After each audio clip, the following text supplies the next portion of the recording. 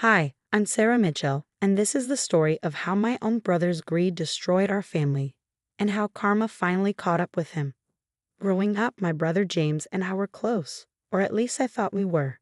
He was 4 years older, charming, and always seemed to know exactly what to say to get his way. Our parents adored him, especially our father, who saw James as the perfect heir to his business empire. I was different. While James pursued an MBA and dreamed of taking over our father's company, I chose to study marine biology. My passion for ocean conservation didn't exactly align with my father's vision of business success, but my mother always supported my choices. "Follow your heart, Sarah," she'd say, her gentle smile giving me the courage to pursue my dreams. Life was relatively peaceful until that fateful day 3 years ago, and our parents' private jet crashed during a business trip to Singapore. The news devastated us. James and I clung to each other during the funeral, both of us struggling to process the magnitude of our loss. Little did I know that behind his grief-stricken facade, my brother was already plotting to take everything for himself. Our father had built a remarkable business empire worth over $5 million, and his will was clear. The inheritance was to be split equally between James and me. While James would take over the company operations, I would receive my fair share of the assets, including our family's beachfront property, where I planned to establish a marine research center, a dream I'd shared with my father before his death. "Your passion for marine conservation is admirable," he had told me during our last conversation. "Sometimes the greatest legacy isn't just about money, but about making a difference in the world." Those words meant everything to me, and I was determined to honor his memory through my work. The first few weeks after the funeral were a blur of paperwork and legal meetings. James insisted on handling all the arrangements, claiming he wanted to spare me the stress. "Trust me, little sister," he said, his hand on my shoulder. "I'll take care of everything." His words seemed sincere, and in my grief-stricken state, I was grateful for his help. That was my first mistake. One morning, I arrived at our family home to find James in our father's study, surrounded by documents. His expression was different, colder, more calculated. "We need to talk about the inheritance," he said, not looking up from the papers. "There have been some complications." I sat down, my heart racing. "What complications?" The will was clear about everything being split equally. James finally looked at me, his eyes hard. "The company's in trouble, Sarah. Dad left some significant debts that need to be handled. We can't split the assets right now. It would destroy everything he built." "But what about my share? The beachfront property?" My voice trembled slightly. "I need it for the research center." He laughed, a sharp, dismissive sound that made me flinch. "A research center? Really, Sarah? This is business, not some environmental charity project. The property is worth too much to waste on your little marine biology dreams." His words stung, but I stood my ground. "That's not your decision to make, James. The will. The will has been amended," he cut in, sliding a document across the desk. "Dad made some changes before the accident. Everything goes to me now." I stared at the paper, my hands shaking as I read. Something felt wrong. The signature looked off, the wording too convenient. "This can't be real," I whispered. "It is," James said coldly. "And as the sole heir, my first decision is to sell the beachfront property. You have 1 week to move out of your apartment. It's company property now." The room spun as the full impact of his words hit me. Not only was he stealing my inheritance, but he was also taking away my home. "You can't do this," I said, my voice stronger now. "I'll fight you in court." James stood up, towering over me. "With what money? Face it, Sarah, you're too naive to handle this kind of wealth. I'm doing you a favor. Besides," he smirked, "who do you think the board will believe? The experienced CEO or the little sister who spends her time playing with fish?" Tears burned in my eyes, but I refused to let them fall. "You'll regret this, James. What you're doing isn't just illegal. It's cruel." He walked to the door, then turned back with a cold smile. "Cruel? This is business, dear sister. Now, I suggest you start packing. Oh, and don't bother trying to contact our family lawyer. He works for me now." I left the house in a daze, my world crumbling around me. The brother I thought I knew was gone, replaced by someone I barely recognized. But as I drove away from the only home I had ever known, a determination grew within me. This wasn't over, not by a long shot. The next few days were a nightmare of frantic packing and desperate phone calls. Most of our family friends suddenly became unavailable when I reached out for help. James had already spread his version of events, painting me as an irresponsible sibling trying to sabotage the family business. I managed to find a small studio apartment on the outskirts of town, all I could afford on my marine researcher's salary. As I moved my belongings into the tiny space, I couldn't help but think about the beachfront property that should have been mine. The research center I'd planned would have made a real difference, protecting endangered marine species and educating the next generation of conservationists. But James hadn't just stolen my inheritance, he'd stolen my dream. The amended will look suspicious, but without money for legal fees or access to the original documents, I had no way to prove it. My brother had thought of everything, using his business acumen to strip me of not just my wealth, but my dignity. Little did he know, though, that his perfect plan had one fatal flaw. He'd underestimated my resilience. As I sat in my cramped new apartment that first night, I made a promise to myself. This wasn't the end of my story. It was just the beginning. I started documenting everything, gathering whatever evidence I could. James might have the money and connections, but I had something he'd never understood: patience. And sometimes the most devastating revenge isn't something you plan. It's something you watch unfold, one piece at a time. The wheels of justice might turn slowly, but they turn inevitably. And my brother was about to learn that some things in life are worth more than money, like the trust he'd so carelessly destroyed. Living in my tiny studio apartment, I threw myself into my work at the marine research facility. My colleagues noticed the change in me. I was the first to arrive and the last to leave, taking on extra projects and working weekends. Not just because I needed the money, but because I needed to keep my mind focused. Every time I thought about James living in our family mansion, enjoying the wealth he'd stolen from me, it felt like a knife twisting in my gut. One evening, while analyzing some water samples, my colleague Maria stopped by my station. "Sarah, have you seen this?" She held up her tablet, showing a business news article.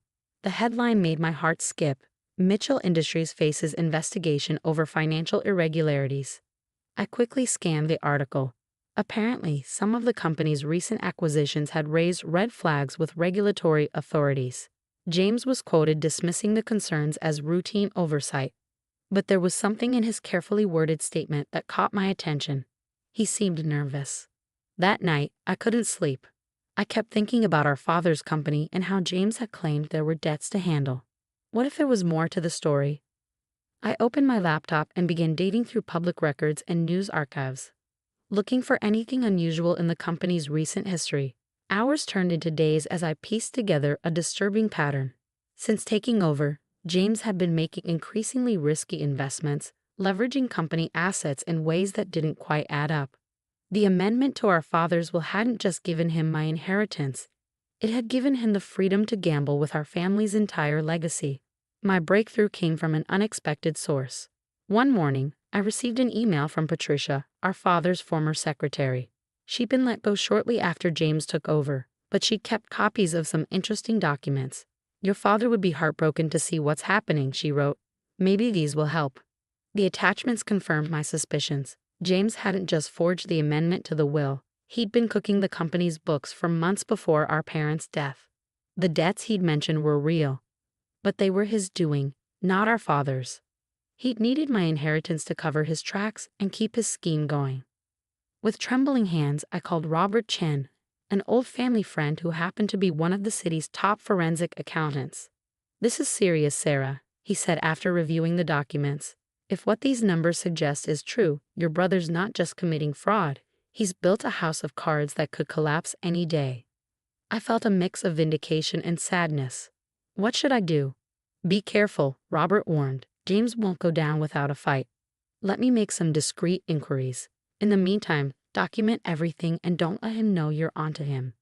The next few weeks were tense. I maintained my routine at the research facility while Robert worked behind the scenes. James, meanwhile, seemed to be living his best life. Social media showed him at charity galas and business functions, always with a practiced smile and his trophy wife, Victoria, by his side. Then came the day that changed everything. I was leaving work when I got an urgent call from Robert. "Sarah, you need to see this. Can you come to my office now?" 20 minutes later, I sat in his plush office as he explained what he'd found. James hadn't just been mismanaging the company, he'd been systematically looting it, using a network of shell companies to hide his activities. The regulatory investigation was just the tip of the iceberg. The company's worth a fraction of what everyone thinks, Robert explained, spreading documents across his desk. James has been maintaining a facade, but it's all smoke and mirrors. When this hits the fan, and it will, it's going to be spectacular. I stared at the evidence before me, my mind racing. What are my options? Robert leaned back in his chair. We could take this to the authorities right now. But given the complexity of the fraud, it might take months for them to build a case. Or, he paused, a slight smile playing at his lips, we could let nature take its course. Your brother's scheme is already starting to unravel. Sometimes the best revenge is just watching someone's lies catch up with them. I thought about James's smug face the day he kicked me out, about all the dreams he'd stolen from me. How long? Based on these numbers, 3 months max, before it all falls apart. Unless he finds a major investor to bail him out, but given the regulatory scrutiny, that's unlikely. As I drove home that night, I felt strangely calm. For months, I'd been living with the pain of betrayal, the anger of injustice. Now finally I could see light at the end of the tunnel. But I also knew that what was coming wouldn't just affect James, it would impact hundreds of employees who depended on the company for their livelihoods. I spent the next few days putting together a plan. With Robert's help, I quietly reached out to key board members, sharing just enough information to make them start asking questions. I also anonymously tipped off several business journalists about potential irregularities in the company's recent dealings. The dominoes began to fall faster than anyone expected. Major clients started pulling their contracts, citing concerns about financial stability. The stock price began to slide. James appeared on business news channels, desperately trying to project confidence, but the cracks in his facade were showing. One evening, as I watched him stumble through another defensive interview, my phone rang. It was Victoria, James's wife. Her voice was shaking. Sarah, I know we've never been close, but something's wrong with James. He's acting erratic, drinking constantly. Last night, he was up at 3 a.m., shredding documents in his office. I'm scared.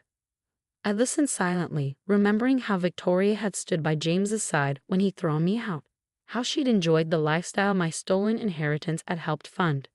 Why are you telling me this? She took a shaky breath. Because I found something in those shredded documents. Something about your father's will. Sarah, I think James did something terrible, and it's all about to come out. As I hung up, I felt no satisfaction in her fear. This wasn't about revenge anymore. It was about justice. And justice, I was learning, had a way of arriving exactly when it was meant to.